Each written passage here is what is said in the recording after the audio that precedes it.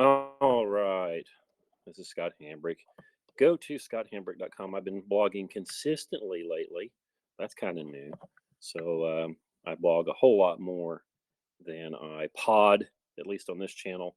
So go there to find podcasts on the nature of evil and why moderates are the most evil of all. And a post I put out today that's a little bit controversial. I put out one today that says that if you lead your kids to believe that Santa Claus exists, you are evil, and I believe that's true. Or not, you're a liar. Um, I don't know when this happened. It probably started happening in maybe the 30s or the 40s, um, when the special people started to change Christmas from an Advent celebration of the birth of Christ into a shopping season and a winter celebration.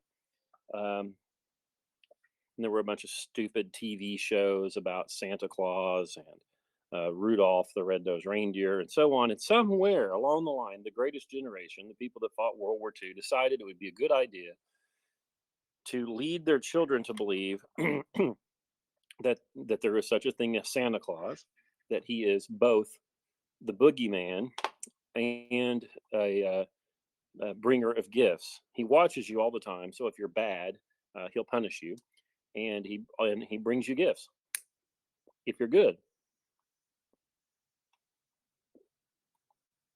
Lighting my pipe.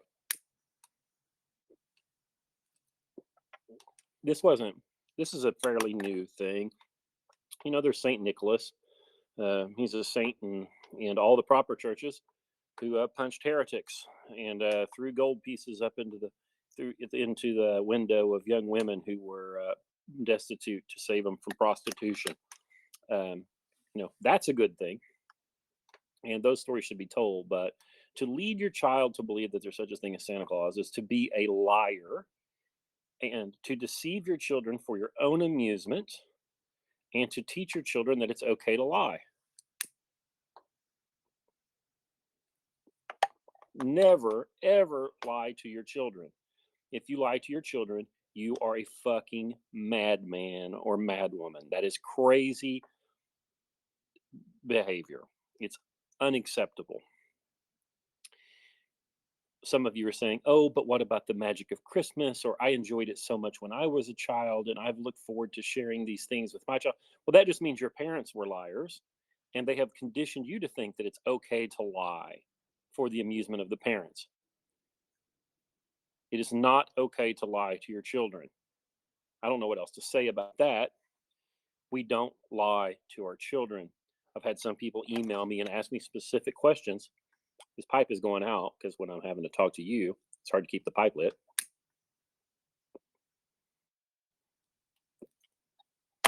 Smoking a Virginia Perique blend here today. Let's see, which one is it? Hearth and Home, AJ's Vapor. Pretty tasty. Yeah, I had people ask me today specific questions about telling children, quote unquote, the truth.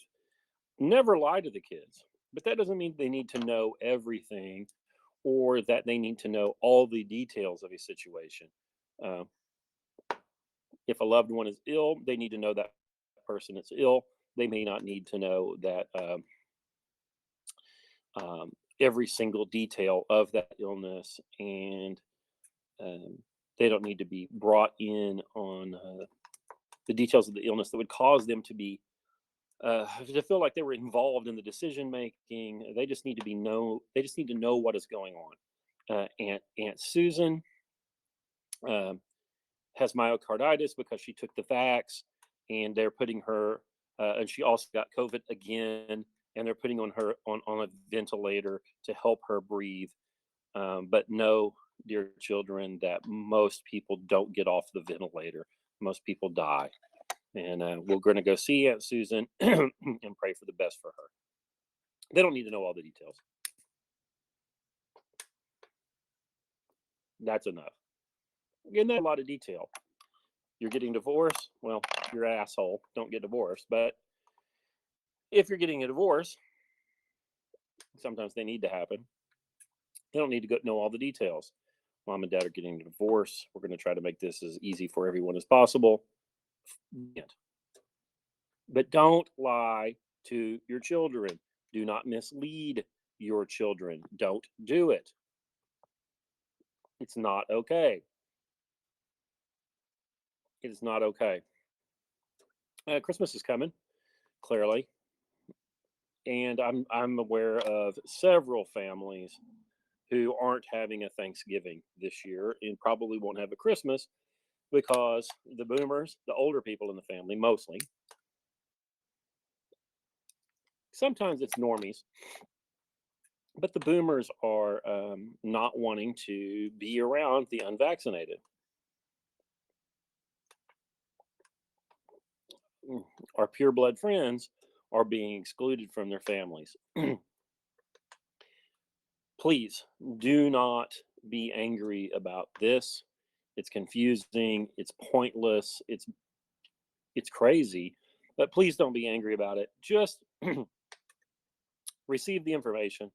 Hey, Uncle Joe is not going to is will be hosting Christmas this year on the 24th, our Christmas celebration, but he's requiring that everyone be vaccinated and wear a mask. Okay, thanks for letting me know, Mom. I'll not be going.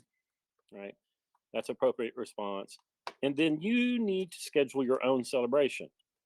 If Uncle Joe is doing it at 4 p.m. on Christmas Eve, then maybe at 5 p.m. on the 25th or the 26th, invite everyone over to your house and tell them, everybody's welcome. Bring a covered dish and goodwill, and start your own thing.